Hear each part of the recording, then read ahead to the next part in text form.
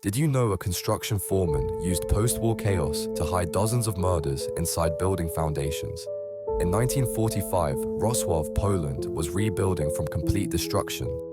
Displaced families wandered the ruins without proper papers or identification. Kazimierz Kowalski was a construction foreman overseeing the massive reconstruction efforts. He had access to every demolition site and foundation project across the city.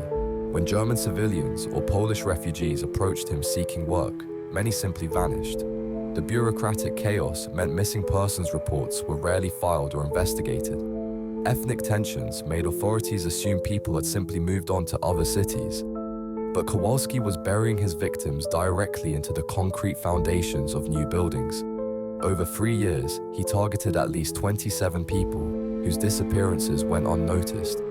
In 1989, renovation work on a government building revealed human bones mixed within the foundation concrete.